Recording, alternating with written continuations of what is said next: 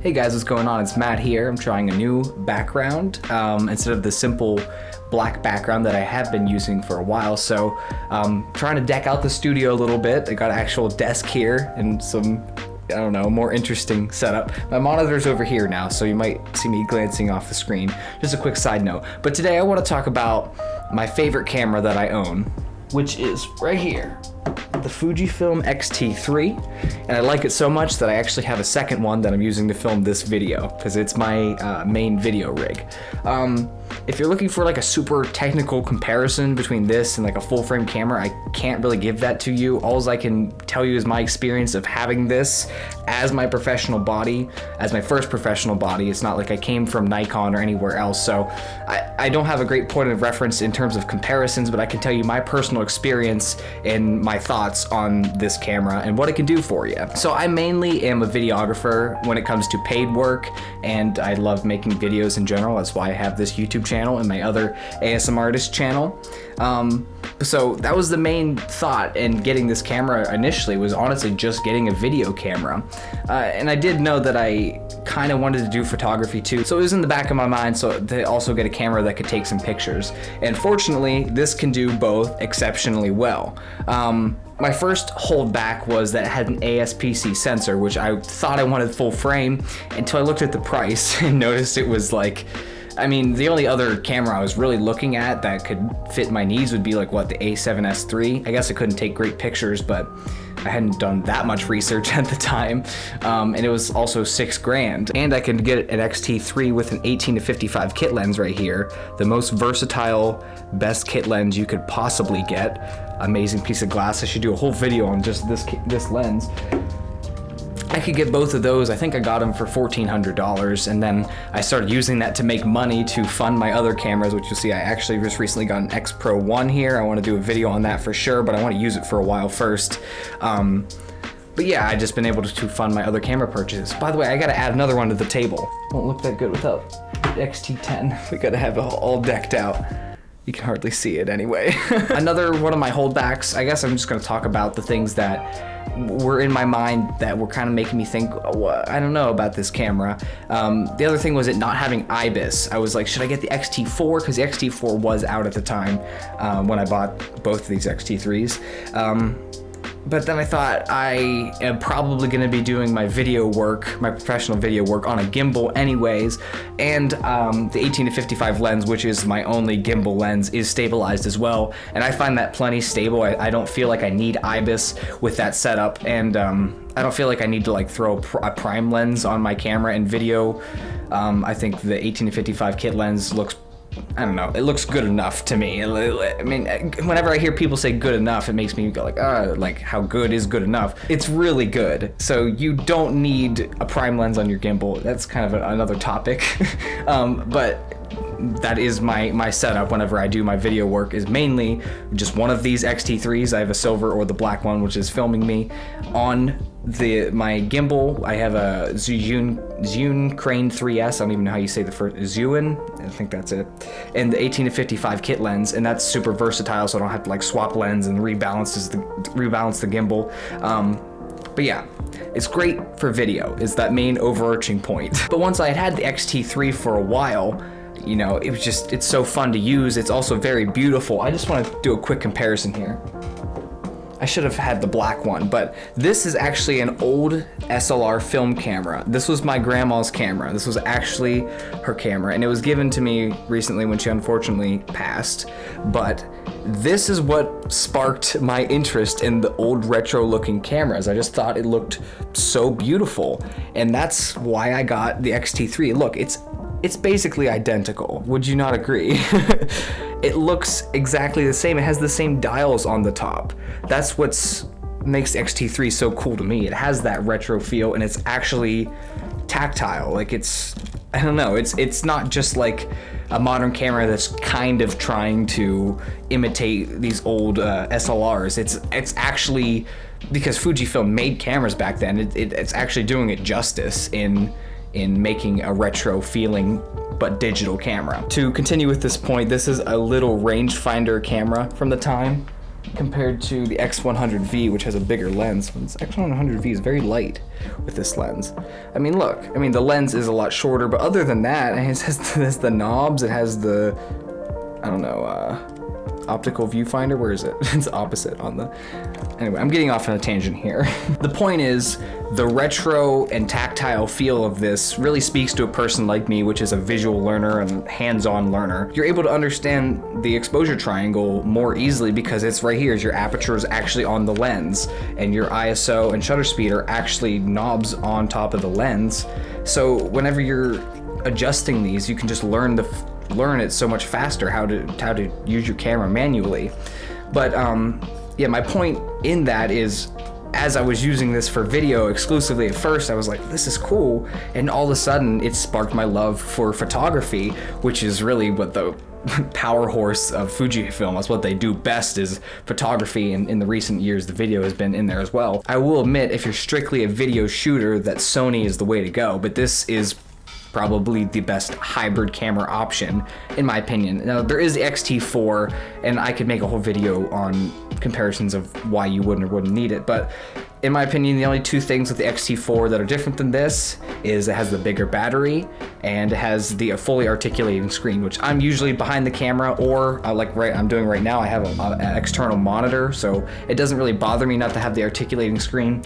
I'd say if you want to make YouTube content, specifically vlogging, where you're holding your camera, that's when you'd want to get an X-T4 over an X-T3, so you wouldn't have to have the whole setup on top of your camera. That would be pretty inconvenient. But if you film things the way I do, where you like setting up the scene and having a sit-down session like this, or you're behind the camera operating a gimbal or just shooting at an event, then I think the X-T3 is going to be absolutely fine for you. It's not like the X-T4 even has a different sensor or image quality. I mean, the only differences really are, I guess it can do 240 frames a second versus 120 on the X-T3.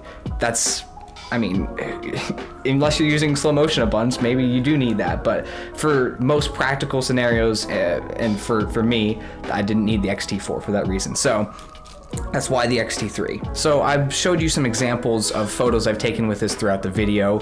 This video is an example, and all of my videos on my channel since I've gotten this camera, or on my other channel, are examples of the video quality of this, so I don't feel like I have to have video examples. I guess I could throw in some car videos or portions of music videos I've shot with this. I'll do that now. But I want to show you the shots I got with my X-T3 on a portrait photography shoot, which is, again, I think the photography is really where the camera shines, but the video, I mean, it's pretty much just as good, in my opinion. I guess I'm making the compromise not having the absolute best video in certain senses, because I wanted a hybrid camera, which this is really the most do-it-all camera. Like, I can't think of a situation I can't use the X-T3. It's just so versatile and useful, and there's a reason. I think the X-T4 was the top mirrorless camera of 2021. I'm sure the X-T3 was the same thing when it came out in 2018 or whatever year that was. So not only is the image quality just absolutely stunning out of this camera in both terms of video and photo, but it's just fun to use, which is a huge thing for somebody like me who might get easily bored of something. I think the fact that I got an X-T3 is the reason I'm so into making videos and taking pictures, and I'm just into the art more than I would have been. I started off with a Nikon DSLR, and I had that thing for 2 years and hardly ever touched it. And then I started using a little bit more, and I figured out I wanted something that could handle more, and I got the X-T3, and just ever since, just non-stop using it and just getting into Fuji. That's why I have some other Fuji cameras. I've gotten all of these in, I don't know, probably a year and a half. I've started getting into Fuji, and I've made the money with the cameras to get the other cameras. It's really inspiring to think about, like, how far I've come, and I don't know. It seems weird to be like, Fuji did this. They didn't. But a product that they made is really amazing, and it sparked what will hopefully be my career.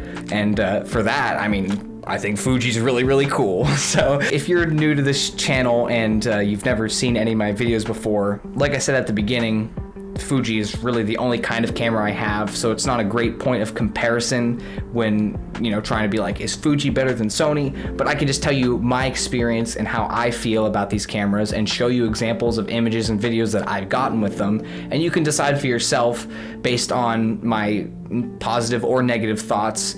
You can decide if maybe that's a camera for you, or if I do a lens, if that's the lens for you. Now that I mention that, I can't really think of an example of a negative thought I've said in this video. So let's think of some negatives just to not be a complete Fuji fanboy, you know, and just be like, I love it, I love it, I love it, because there's plenty of people out there doing that.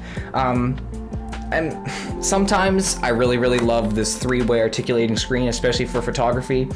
Sometimes I think it would be easier to have the flip around screen. I can get around it with a monitor, but I never had a flip around screen, and I'm sure if I had it, I would definitely prefer it to, you know, having to deal with the monitor every time. So there's that, and there's also the record limit. It can only record, I think, 30 minutes in regular HD and 20 and 4K. But I don't know. That just kind of sucks, I guess. It's not that big of a deal. That is, it's weather sealed.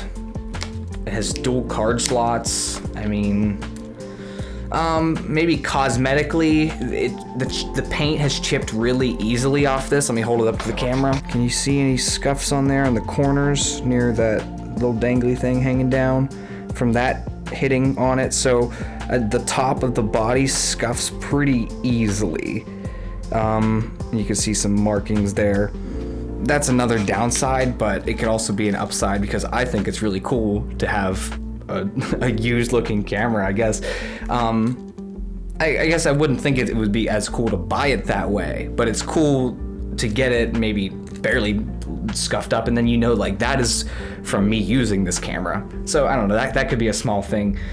I mean, other than that, for what it is, it's just fantastic. If you want a full frame camera, you want something completely different, so it's not really worth it to compare that, you know? So I'm sure, as always, I'll think of more thoughts I wish I would have said for this video after I hit the end record button, but that's all I can really think of for now, and I think I should do a more maybe hands-on video with the X-T3, maybe like showing me in action using it for a photography shoot or something. I think that could be cool. So let me know if you have any questions. Maybe I can address them in the next video. I hope you enjoyed this one, and if you have a camera of any sort, the best camera is the one you have. So get out there and shoot, whether it's video or photo, make it work. Just work with your creative limitations, because it'll make you a better artist in the end.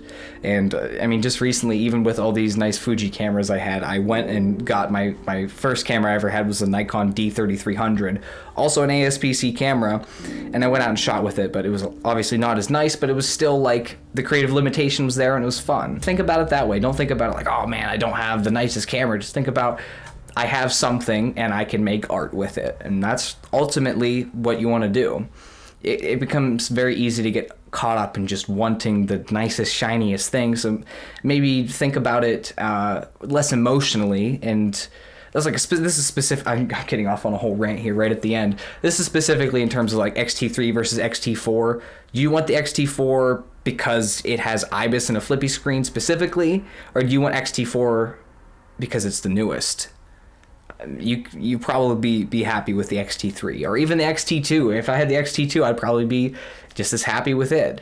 But anyway, those are my thoughts. I've had many different thoughts and go off on random tangents. I'm sorry about that. I hope it wasn't too bad, and I hope you enjoyed. Please leave a like on this video if you did. Leave a comment down below. I want to hear your thoughts, maybe I can't have you suggest a camera for me to review because I might not have it, but if you see anything on this table that's of interest out of any of these lenses or cameras, you can leave a suggestion down below, or if you want to send me one to review, that'd be really cool. I don't think we're quite there yet. But yeah, you can leave a suggestion if you want to see something earlier. I think I'm going to try to systematically go through all my different lenses and cameras and just talk about them. I've done 2 cameras in a row now, so I'll do a lens next. I'll just have to pick which one. But thank you for watching. Like I said, leave a like. I'll see you in the next one. Bye.